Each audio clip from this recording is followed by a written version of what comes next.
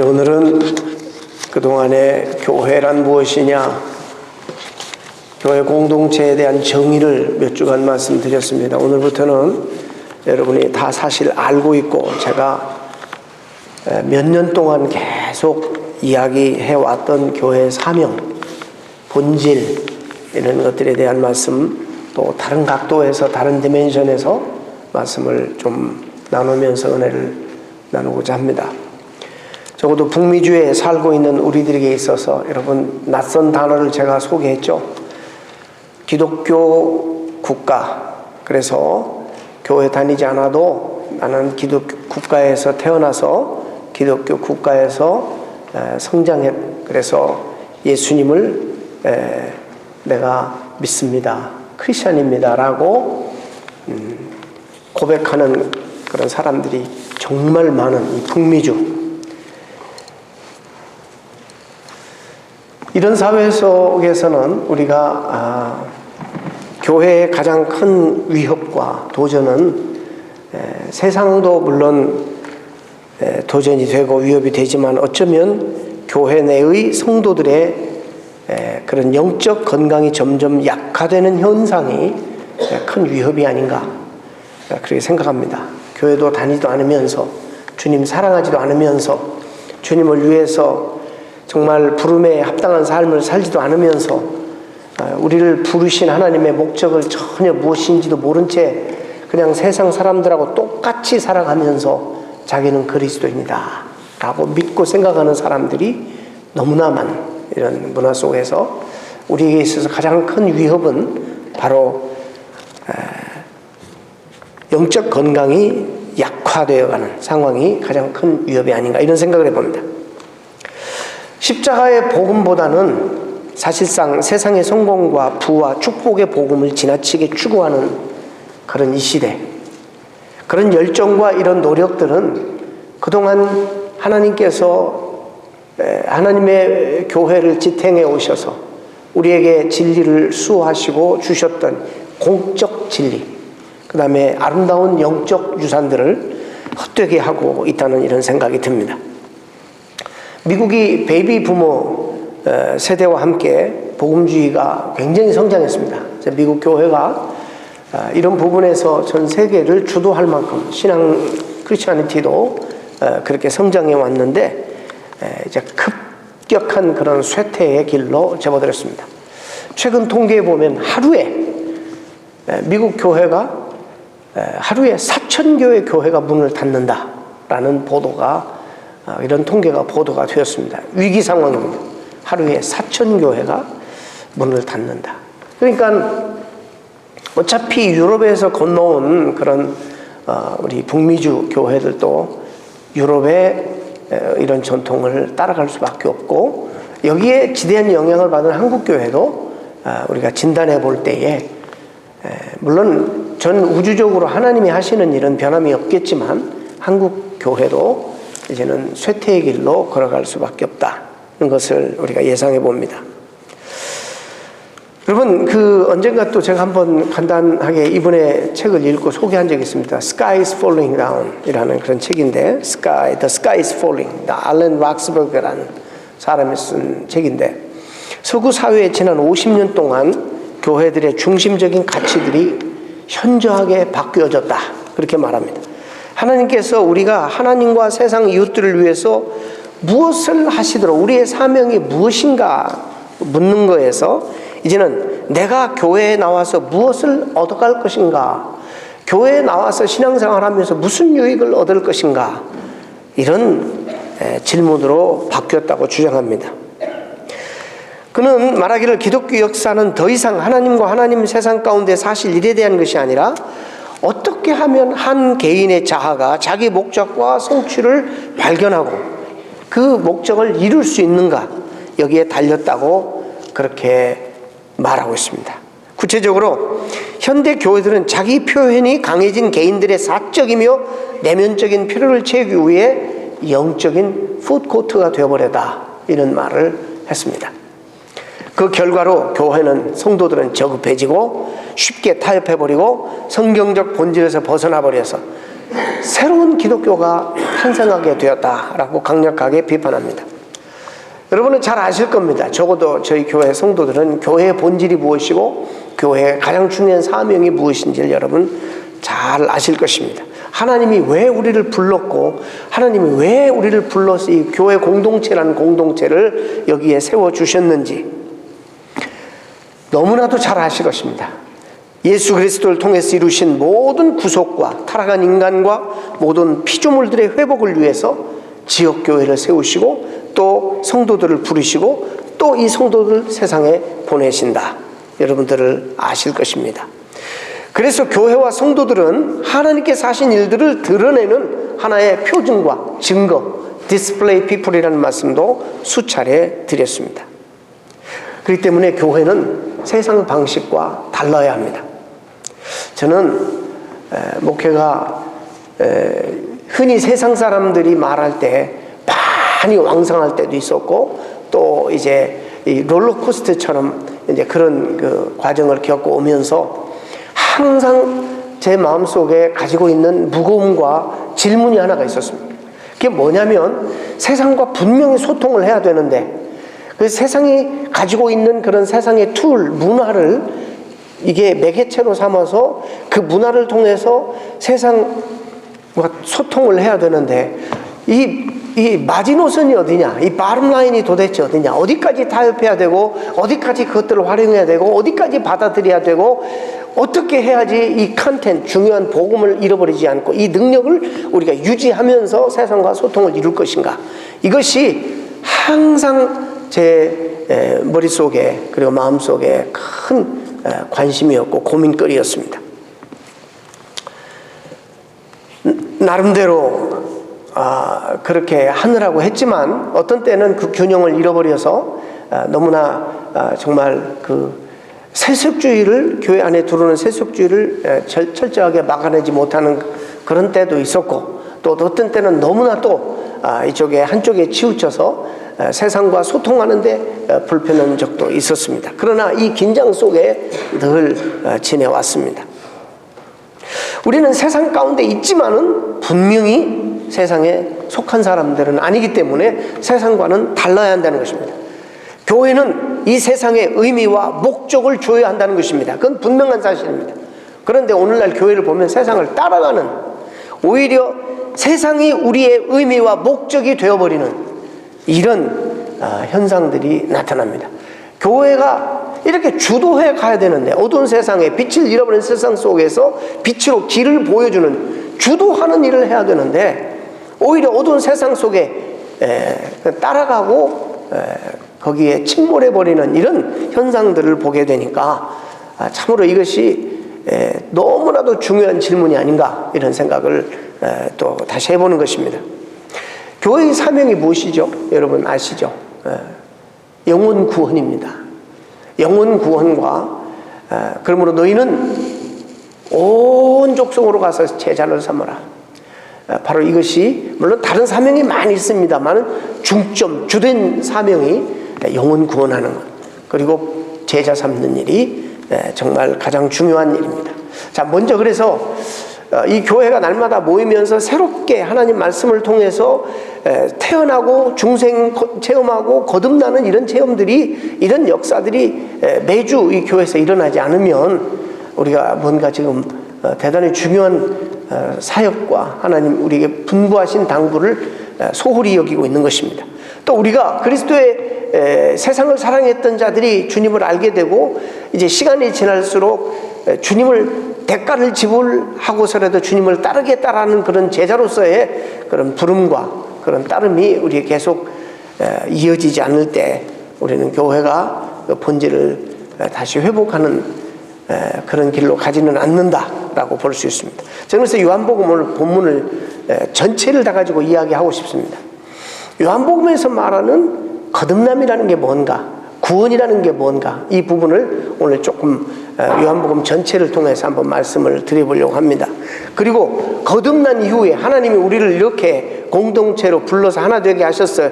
그랬는데 이제 우리가 해야 할 일은 뭐냐? 이 두 가지를 오늘 말씀을 좀 드리려고 합니다. 요한복음 3장에서 주님이 니고데모하고 대화 가운데 네가 거듭나지 아니하면 하나님 나라 들어갈 수 없다, 이런 말씀하십니다. 근데 이게 명령형이 아닙니다. 이게 수동형입니다. 어떤 면에서 서술형이기도 하지만 수동형인데 이런 말입니다. 네가 하늘로부터 거듭나지 아니하면, 죄송합니다, 영어로 제가 말한다면 You must be born again. 이거는 이제 수동형입니다.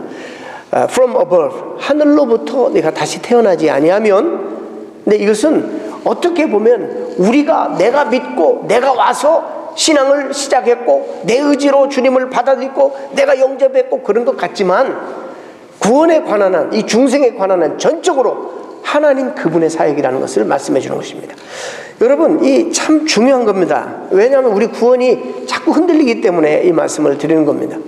요한복음 또 1장에도 바로 12절 13절에서 영접하는 자, 우리가 영접하는 거잖아요. 영접하는 자, 곧 그 이름을 믿는 자들에게는 하나님의 자녀가 되는 권세를 주셨다, 그렇게 말씀하면서 이것은 바로 혈통으로나 육종으로나 사람의 뜻으로 사람의 힘으로 나지 아니하고 오직 하나님께로서 난 자들이다, 이런 말씀을 분명히 하고 계십니다.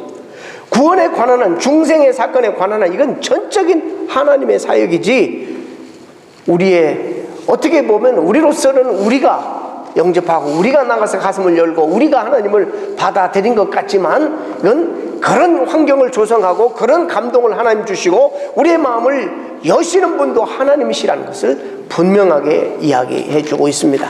자, 우리의 구원의 시작은 하나님이십니다. 서브젝이 하나님이십니다. 하나님이 시작하신 일입니다. 하나님이 또 유지하실 것이고, 하나님이 선한 일을 시작하신 하나님이 온전한 날이 올 때까지 하나님이 완성하실 것입니다. 왜 구원이 흔들린지 아세요? 내가 한 것 같아서, 이렇게 부족하고 변덕스러운 우리가 주님을 믿은 것 같아서, 내가 주님을 받아들인 것 같아서, 그러면 변덕스러운 우리가 어느 날 갑자기 주님을 소홀히 하고 떠나면 구원을 잃어버리는 건가요? 그렇게 불안한 것이 아닙니다. 하나님이 하신 것입니다. 하나님이 시작하셨어요. 그리고 하나님이 이제 그걸 유지해 가시고 완성하실 것이라는 사실이 우리에게 얼마나 큰 위로와 확신이 되는지 모릅니다. 베드로도 분명히 그 1장에서 이런 말씀을 하고 계십니다. 너희가 거듭난 것은 살아있고 항상 있는 하나님의 말씀으로 되었느니라. 너희에게 전한 복음이 바로 이 말씀이니라. 교회가 이 강단에서 정말 말씀을 전해야 되는 이유가 바로 여기 있는 것입니다. 하나님의 말씀, 만담이나 세상 이야기나, 그리고 여러분 듣기 좋아하는 얘기보다는 하나님의 말씀을 그대로 전해야 되는 이유가 여기 있는 거예요. 이 말씀이 살아 운동력에서 정말 좌우의 어떤 날선 예리한 검보다도 예리하게 우리 심령 골수를 찔러 쪼개고 우리의 생각과 사상을 바로 잡고 의로 교육해 유익하게 하는 이런 말씀이기 때문에, 여러분, 하나님 말씀을 전해야 되는 바로 이유가 여기에 있는 것입니다.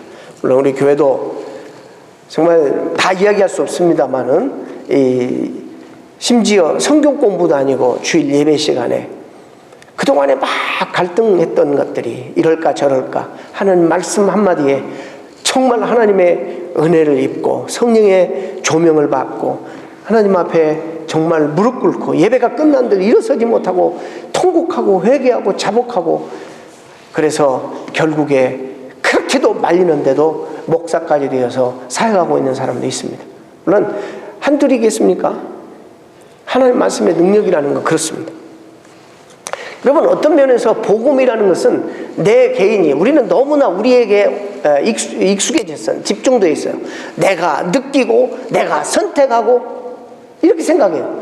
복음이라는 것은 엄밀한 의미에서 내가 느끼고 내가 선택하는 것보다는, 그런 것이라기보다는 예수 그리스도께서 죄인된 저와 여러분을 위해서 그분이 행하신 일이 우리에게 복된 소식이라는 거예요. 이게 복음이에요. 내가 받아들이고 그러면 복음이 되고 내가 안 받아들이면, 이런 것이 아니라, 복음을 이해할 때는 내 편에서 이해하는 것이 아니라 먼저 하나님 편에서 나와 상관없이 나를 불쌍히 여겨서 그냥 둘 수가 없어서 나를 살리시기 위하여 그분 편에서 죄에 타락한 저와 여러분을 살리시기 위하여 하신 그분 편에서 하신 참으로 복된 소식이, 이게 복음입니다. 그래서 저는 이 세상에 많은 기적들이 있고 많은 그런 표적들이 따르지만은 가장 이 세상에서 참 우주적인 기적 중에 하나가 저는 우리 한 사람 한 사람이 그리스도를 믿는 일이라고 생각합니다. 이건 엄청난 일입니다. 한 영혼이 거듭나는 것은 그리스도께서 성령으로 이 땅에서 베푸시는 가장 큰 기적이라 말할 수 있습니다. 우리는 내가 믿는 것 같지만 안 그렇습니다. 하나님 우리에게 찾아오셔서 믿음을 주셨기 때문입니다. 믿음을 주셔야 회개도 나오는 겁니다. 막 회개하면 그런 게 아니라 하나님이 그 회개할 수 있는 것도 하나님의 은혜를 주셔야지 이게 가능한 겁니다. 오늘 본문에도 계속 이런 말씀을 하고 계십니다. 아버지께서 내게 주시는 자는 다 내게로 올 것이요 내게 오는 자는 내가 결단코 내어쫓지 아니하리라. 내가 하늘에서 내려온 것은 내 뜻을 행하려 함이 아니라 나를 보내신 이의 뜻을 행하려 함이니라. 나를 보내신 이의 뜻은 나에게 주신 자 중에 내가 하나도 잃어버리지 아니하고 마지막 날에 다시 살리는 이것이라. 나를 보내신 아버지께서 이끌지 아니하면 아무도 내 앞에 올 수 없다 그랬어요. 하나님이 이끌지 아니하면 아무도 우리가 하는 것 같아도 no, 그렇지 않아요. 사실은 어떻게 보면 내가 다 결정해서 내가 하는 것 같아요. 모든 것이 그렇지 않아요. 하나님이 그런 환경과 그런 생각과 그런 감동과 그런 마음을 열어서 하나님이 하신 것이 이게 어쩌다가 우리가 이런 은혜를 잊게 되었는지 정말로 감사할 거예요. 너무나도 감사할 것밖에 없어요. 이게 성령이 우리에게 임했다는 증거예요. 성령이 아니고서는 이런 일이 불가능한 거예요. 우리 주변에 보세요. 아무리 전도해도 믿지 않는 사람도 있잖아요. 아무리 복음을 전해도 아직도 받아들이지 않는 사람이 많아요.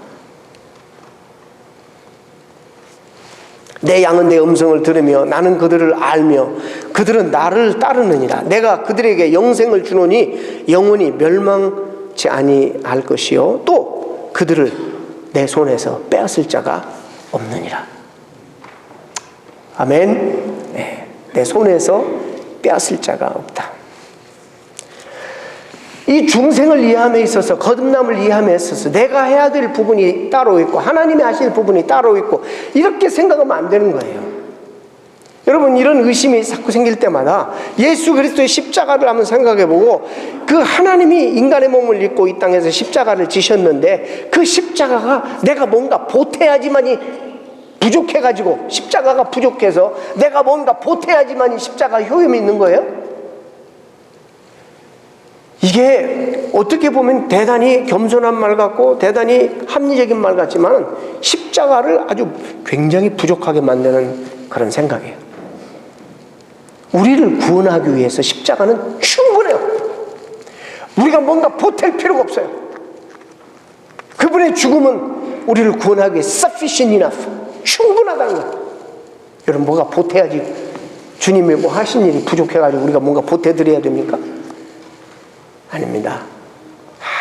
아무거 안 하셔도 하나님은 거룩하신 하나님, 천만 만물을 지으신 하나님, 이 세상을 창조하시고 이 세상을 다스리시고 유지하신 하나님이시죠.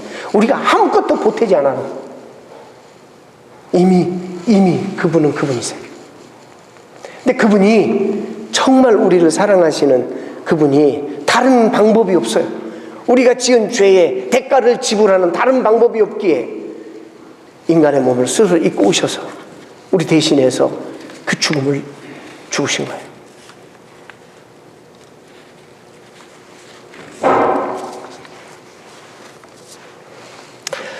그래서 우리 이렇게 불러서 거듭나게 해서 하나님 백성들, 하나님 자녀를 삼아 주신 것입니다. 다시 말씀드립니다. 어떻게 보면 여러분이 어느 날 목사님의 복음 선포를 통해서 또 어떤 분의 좀 간절한 복음 제시를 통해서 여러분이 주님을 영접하고 받아들인 것 같지만 그 시에 그때에 하나님이 여러분을 섬기고 받아들이도록 하나님 역사하셨다는 사실입니다. 우리의 구원의 주체는 하나님이십니다. 내가 한 것 같지만 하나님이십니다. 우리는 전적으로 영적으로 죽었어요. 죽은 자가 무슨 반응을 할 수 있어요? 무기력하고 무능하고 전적 타락해서 죽어버렸어요. 죽은 자를 마치 창세기 2장에 진흙으로 사람을 만드시고 그 코에다가 하나님이 히브리 말이에요. 이렇게 입김을 생기를 불어넣으니 그 생명이 된지라. 죽었던 우리를 영적으로 성령께서 부활의 영께서 오셔서 우리를 다시 성령의 바람을 불어서 살리신 거예요.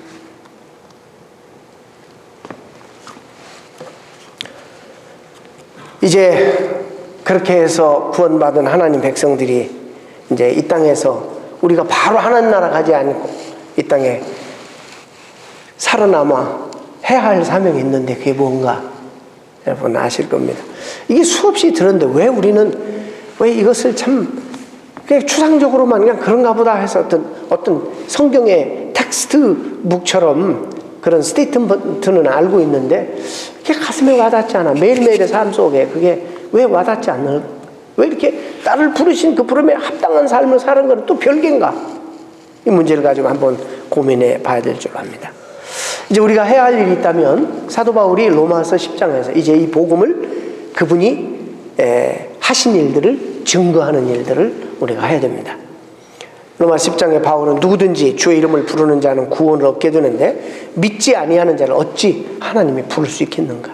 또 듣지도 못한, 그래서 하나님 말씀을 못 들어서 믿음이 없는 자를 하나님이 어떻게 부를 수 있겠어요? 이게 말씀을 드려야 되는데 전파하는 자가 없으면 어찌 들을 수 있겠습니까? 또 전파하기 위해서 파송되고 보냄을 받은 자가 있어야 되는데 그런 자들이 없이 어떻게 하나님 말씀을 들을 수 있겠는가? 이런 말씀을 정확하게 하십니다.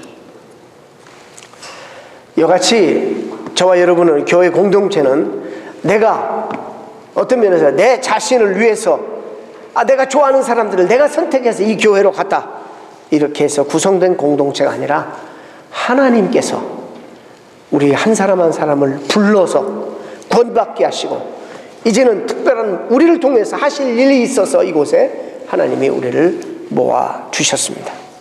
그래서 우리는 이제 복음을 전하는, 그래서 복음을 가지고 파송되는 그런 주님의 공동체가 된 것입니다.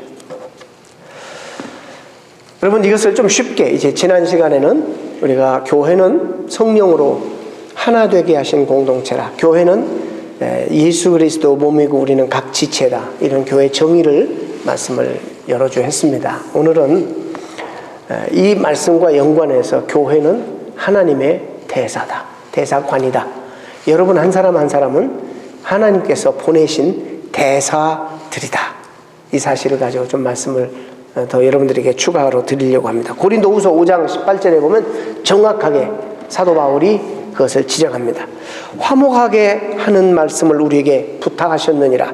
그러므로 우리가 그리스도를 대신하여 사신이 되어 대사가 되어 하나님이 우리를 통하여 너희를 권면하신 것 같이 그리스도를 대신하여, 하나님을 대신하여, 그리스도를 대신하여 세상에서 간청하는데 뭐냐? 하나님과 제발 화목하시오. 그것을 전해야 되는 여러분들은 대사들입니다. 그리고 이곳은 대사관입니다.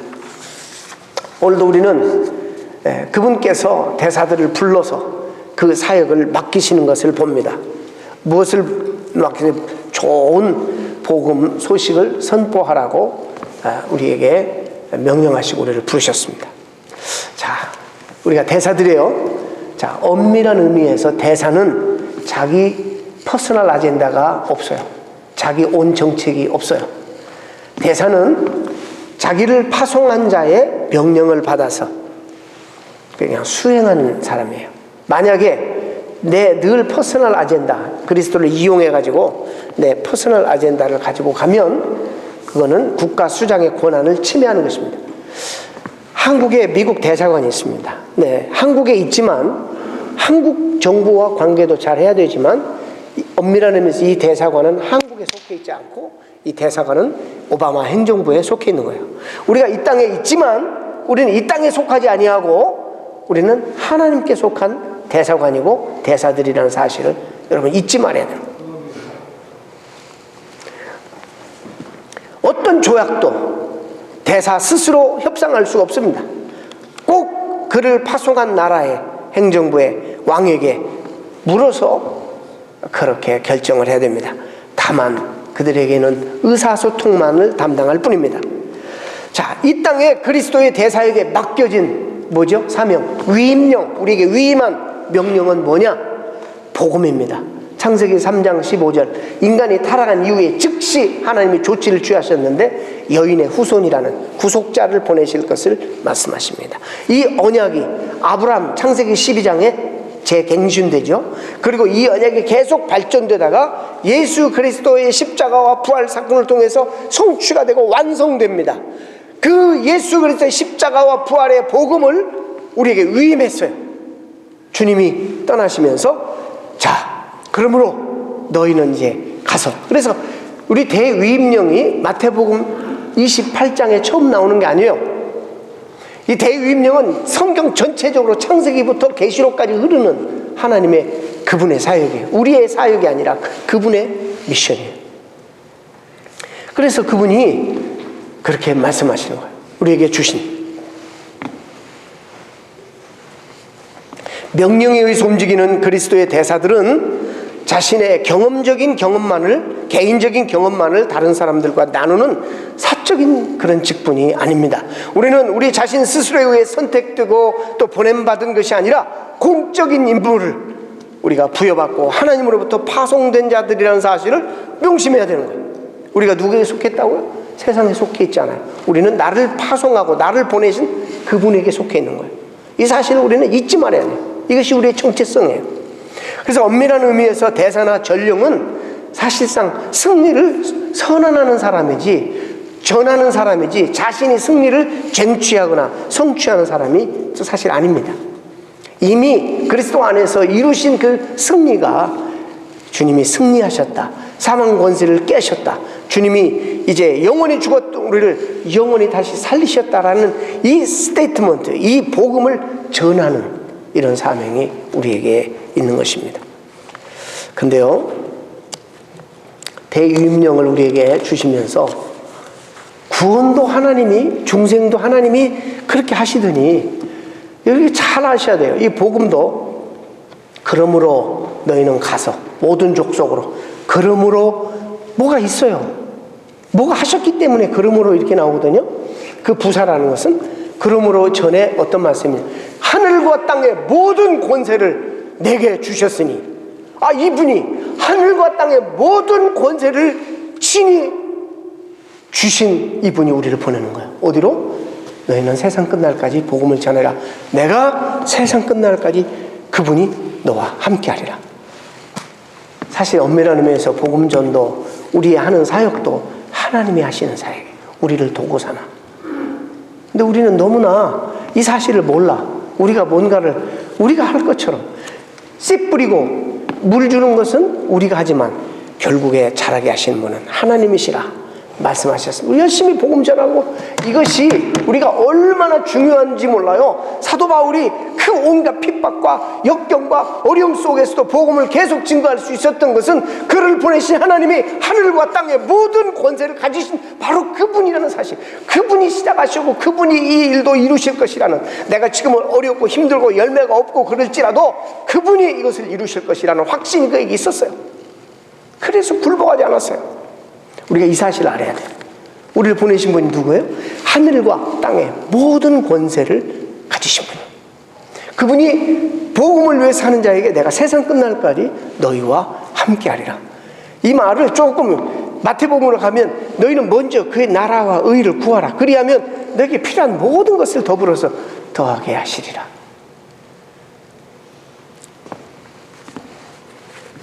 얼마 전에 릭 워런이 Purpose Driven Life라고 목적이 이끄는 삶이라는 책을 썼어요. 제가 코스코 갔는데 엄청 사이즈가 기분이 좋았어요. 이게 대단히 건전한 책인데 사람들이 무수히 와서 사가고 이런 걸 보고, 이게 기독교 책인데 이게 코스코라는 상점에도 내놨어요. 엄청 팔려서 참 우리에게 많은 신앙생활을 의미 있게 하고 우리를 돌아보게 하는, 내가 가지고 이 세상에 있는 야망이나 그 목표, 그것 말고 나를 이 땅에 보내시기 이전부터 하나님이 고안하시고 가지고 계셨던 내 인생에 대한 목표, 왜 이 땅에 나를 보냈는가, 그 목표를 정확하게 깨닫고 그 목표가 이끄는 삶을 살아라는 그런 책의 요지예요.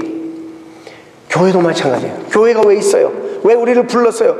부름에 합당한 삶이 뭐예요? 교회가 있어야 되는 이유가 뭐예요? 바로 하나님이 안 데려가시고 이 땅에 남겨두신 이유가 뭐예요? 복음이 이 교회를 이끌고 가게 해야 돼요. 복음이. 다시 말해서 이 사명이, 하나님이 우리에게 주신 사명이 이 교회를 이끌고 가게 해야 된다 이 말입니다. 여러분, 성경의 모든 언약은 복음에 기반을 두고 있죠. 교회의 사명은 곧 하나님의 사명이죠. 그분이 자신의 아들을 주시고 그를 통해서 성령이 이 땅에 오심으로 성취한 그 사명에 교회가 근거합니다. 아버지께서 아들을 보내시고 다시 성령을 보내셨기 때문에 우리는 그분의 복음과 함께 세상 모든 곳으로 보내심을 받은 자들입니다. 하나님은 우리 교회로 하여금 교회 건물이나 확장하고 현란한 프로그램이나 돌리고 예산을 확장하라고 그 하나님이 인간의 몸을 입고 성육신하셔서 수치스러운 죽음을 당하신 것은 아닙니다.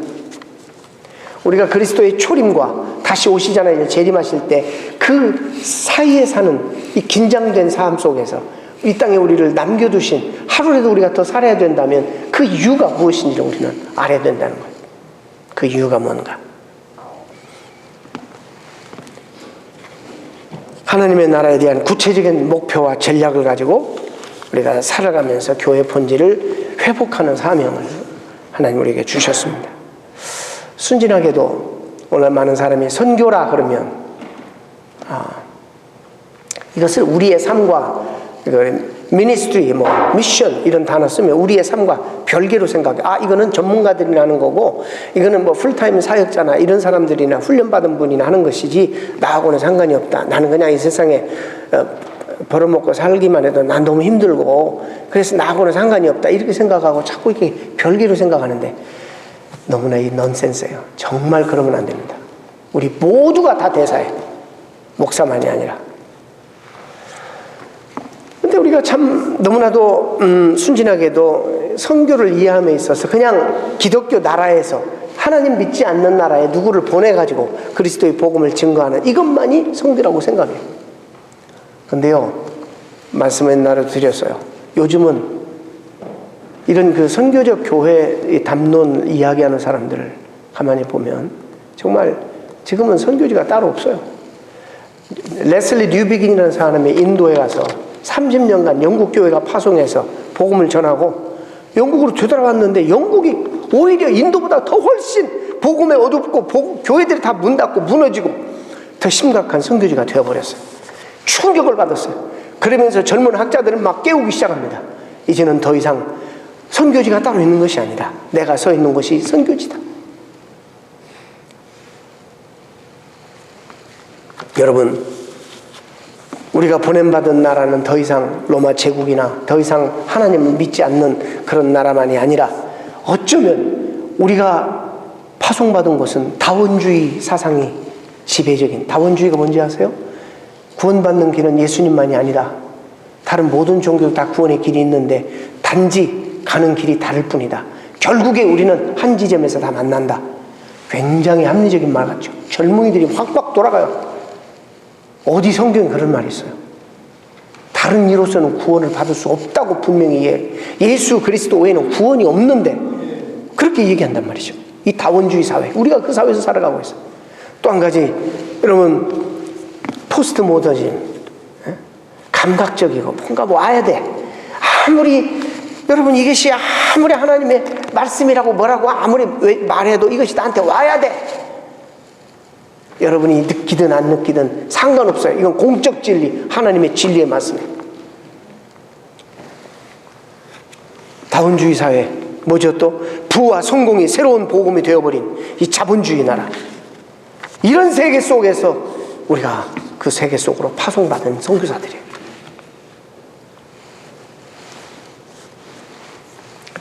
정신 차려야 되는 게 콘스탄티누스 황제가 313년에 기독교를 로마의 국교로 정하고 난 다음에 엄청난 사람들이 물밀듯이 다 들어와. 사회적인 신분 상승을 위해서 또 취직하려고.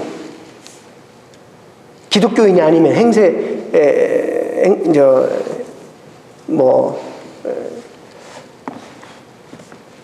행사를 못하니까 막 들어왔어요. 그래서 엄청나게 교회가 폭발적으로 성장했죠. 근데 410년경에 소고트족의 로마를 침공했어요. 그리고 약탈했는데 그 순간에 교회 까보니까 어려움이 있으니까 교회 안에 가짜들이 그냥 무수히 많은 거야. 가짜들이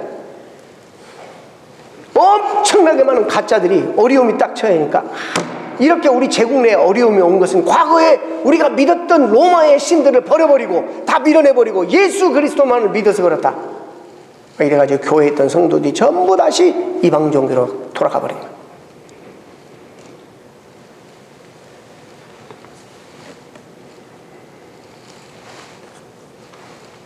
그 당시에 하나님만 부름받은 여러분 잘 아는 성 어거스틴이 그 모습을 보고 책을 썼는데 하나님의 도성이라는 책을 썼어요. 너무너무 마음이 아파서. 뭐라고 썼냐면 그 말씀 가운데 그럼에도 불구하고 하나님은 하나님의 교회를 지키시고 하나님이 시작하신 그 나라를 하나님께서 완성하실 것이다. 이렇게 도덕적으로 타락하고 이렇게 다들 그리스도인들이 이교도로 넘어가도 하나님은 절대적인 주권을 가지고 당신의 나라를 완성하실 것이다 라는 책을 썼어요. 영국 출신 수도사 펠라기우스라는 사람은 로마를 방문하고 충격을 받고 그때 펠라기우스라는 사람이 가만히 보니까 아니 기독교인들이라고 말하는 사람의 도덕적인 삶이 없고 선행하는 것도 아무것도 없고 그냥 무조건 믿음만 주장하는 이것은 어거스틴이 잘못한 것이다 해가지고 사람이 운동을 벌였는데 그게 펠라기우스주의 운동인데요. 구원은 자기 의지, 자기 선행 이런 것들을 강조해서 교회에서 이단으로 그걸 축출해버렸습니다. 그런데 그 사상이 오늘날까지 교회에 들어와 있어요. 그런 사상이 뭔가 보태야 된다는 사상. 하나님이 부족하기 때문에 그분이 하신 일이 부족하기 때문에 내가 뭔가를 보태야 된다는 사상이 오늘까지도 우리의 자유의지.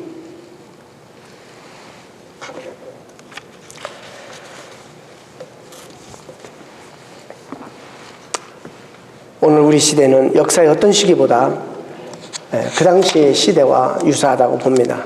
그 시대처럼 오늘 우리가 겪고 있는 상황은 하나님 나라와 이 세상 제국, 이 사회 속에서 양발을 걸치고 살아가는, 그래서 나에게 불리하면 얼마든지 하나님 버리고 가버릴 수 있는 사람들이 무수히 많은 현대 교회가 되어버리고 말았습니다.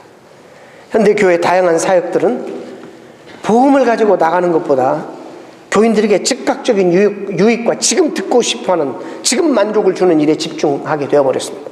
그러므로 이 시대의 교회는 세상과 이웃들이 더 이상 기독교 대표적인 가르침에 귀를 기울이지 않게 되어버렸습니다. 사천교회가 하루에 문을 닫고 어릴 때부터 신앙생활한 사람이 20대가 넘으면 60%가 교회를, 미국 청년들이 교회를 떠납니다. 더 이상 들을 게 없기 때문에. 세상에서도 다 하는 얘기들을 교회에서 하니까. 이런 어두운 세상 속에 살면서도 우리는 하나님의 약속을 믿어야 합니다. 주님께서 신약교회 우리에게 주신 대임명령을 주시면서 하신 말씀이 있어요. 하늘과 땅의 모든 권세를 나에게 주셨으니 그러므로 너희는 가라. 이 말씀이 뭐냐면 결국에 하나님의 선교는 그분이 하신 일은 완성될 것입니다. 우리 가운데 누가 그 영광스러운 일에 조금이라도 참여하느냐, 여기에 그 사람의 정말 영광과 축복이 달려있는 것입니다. 하나님이 하실 것이에요. 우리가 하지 않으면 돌들이라도 들어서 하나님 하십니다. 찬양 여러분 안 하시면 돌들이라도 들어서 하나님 찬양 받으십니다. 하나님은 그렇게 하실 수 있는 분입니다. 누가 그 하나님이 하시는 일에 정말 적극적으로 쓰임받고 좀 꼽살이 껴서 그 영광을 맛보고 누릴 수 있을 것인가?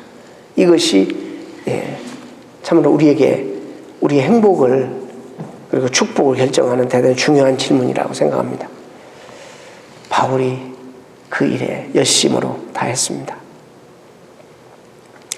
복음을 선포하는 것, 세상의 눈에는 약하고 어리석은 것처럼 보입니다. 그러나 우리가 선포하는 복음을 통해서 하나님께서는 그분의 백성을 모으실 것이라는 이 사실을 확신해야 됩니다. 여러분, 우리를 보내신 분이 누구요? 하늘과 땅의 모든 권세를 가지신 그분이 저와 여러분을 세상 가운데, 다원주의 세상 속에서, 이 정말 이 포스트 모던 세상 속에서 여러분들의 세상 속에 선교사를 보내셨습니다. 아무리 전도해도 열매도 없고 아무리 말해도 이 인간이 정말 듣지를 않고 가슴을 그러나 여러분 걱정하지 마세요. 여러분이 그냥 여러분은 대화에 소통만 하면 하나님이 하십니다. 하나님이 하십니다. 우리가 너무 그것까지 책임지려니까 낙심돼요. 나를 보내시는 분이 누구예요? 하늘과 땅의 모든 권세를 가지신 분이. 이것 때문에 사도 바울이 그 어려움을 겪으면서도 했어요. 이것 때문에 오늘도 사우디아라비아에서 복음을 전하는 선교사가 2년이 지나고 3년 지나도 한 명을 결신하지 못하는데도 하나님이 이 땅에서도 하나님께서 역사하실 것이라는 걸 믿고 견디게 하는 그런 믿음의 동기가 되는 것이에요. 여러분 얼마나 힘들어요. 남편을 위해서 기도하고 아내를 위해서 기도하고 주변에 많은 사람들을 위해서 기도하고, 근데 안 믿고 아무리 전해도 실망하지 마세요. 실망하지 마세요. 여러분 그냥 복음적인 삶을 살고 툭툭 하나님이 하신 일들을, 하나님이 여러분에게 하신 일들을 증거하면 되는 것입니다. 여러분, 우리는 너무나 성공과 실패를 세상의 기준으로 쉽게 가늠하고 우리 인간적인 기준을 가지고 교회 사역이나 내 자신의 사역의 성공 여부를 쉽게 재단합니다. 잘못된 것입니다. 하나님 아버지의 결정은 되돌릴 수 없습니다. 시위를 떠난 화살은 되돌아오지 않습니다. 주님은 이미 이런 플랜을 가지고 세상에서 개입하셨습니다. 주님은 필연적으로 성공하실 것입니다. 예수 그리스도의 임무도 이미 완성되었고 성령의 사역 역시 그와 마찬가지로 필연적으로 성공될 것입니다. 그러므로 하나님의 대임령은 실패가 없습니다.